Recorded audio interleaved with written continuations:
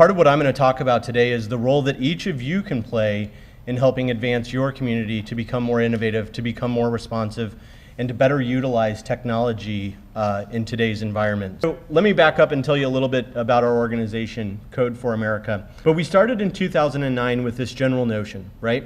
Which is, how can you bring citizens and technology to bear to reinvent the way that it works in solving the needs of government through either engaging citizens in new ways, better providing services to citizens, or through eliminating some of the bureaucratic systems that work in municipal government.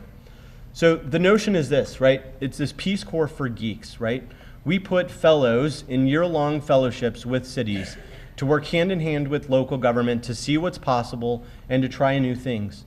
Similarly, we're engaging citizens around the globe, volunteers, citizens just like you, just like me, who want to come together to bring their capacity, their skills, and their talents to bear in helping solve government problems. So I wanted to share you a story about Blake and Aaron. Blake and Aaron own an ice cream shop in Santa Cruz, California.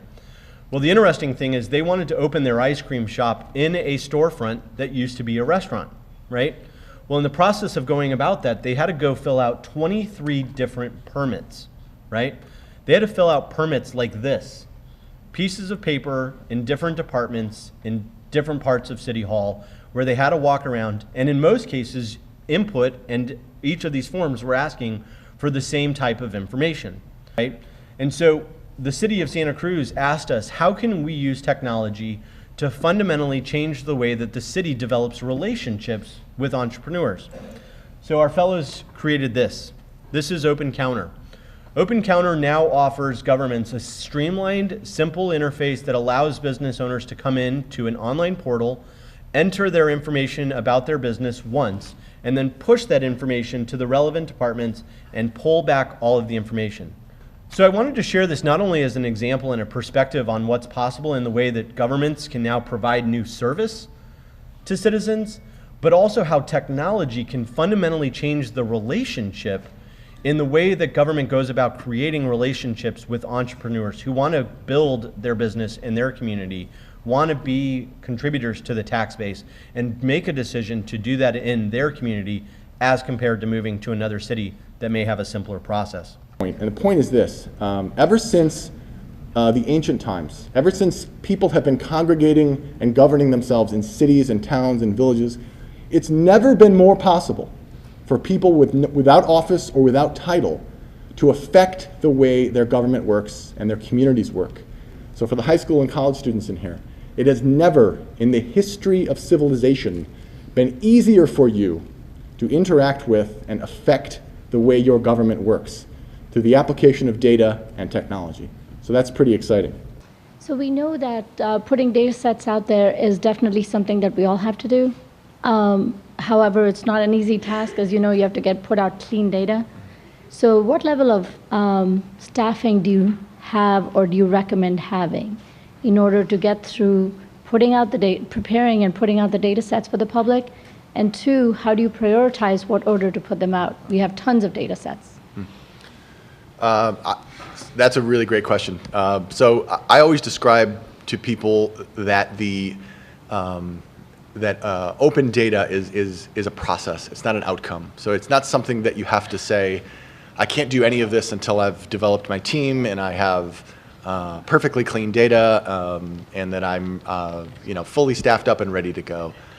I think if we look at it as a process, we start with the data that it exists publicly already, that we've essentially released, but perhaps maybe not in its most useful form. So what data do we have hiding on websites? Maybe the things that show up as a call in a 311 center. I should also point out too, one of the things we've done in Philadelphia is we've developed a guidebook, sort of getting started with open data, because a lot of the people that I talk to in our 90 some odd city departments don't know what we're doing. So I have to be able to tell them, here's what we're doing. It's a public document. I'd be happy to share it. We can send that out so that other folks can use it to get started. And we now welcome the Mayor of Tallahassee, John Marks. We don't have a 311 service in the city of Tallahassee. We have what you call Digitally. It is a platform developed by a company called Public Stuff.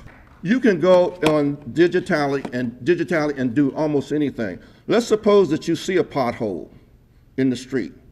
You go to the dashboard that gets you to the pothole, and on that dashboard, GPS system is on there, and at some point in time, it'll tell you, well, why don't you take a picture of it? You take a picture of the pothole, and then you press send. I really appreciate it. How can we keep some of the local government experiences in person and still use technology for others? How do we strike that balance with our citizens? That is a tough one because, you know, I like face-to-face meetings with my citizenry. But in order to reach a larger audience, we have to have these kinds of applications, this kind of technology that I just demonstrated. And I believe that kind of engagement, both are very vital, of course. Both are extremely vital, but if you can use the technology to interact with your citizens more efficiently and effectively, I would suggest that you do as much of it as you can. The fact of the matter is, it's coming, it's going to happen, you might as well embrace it.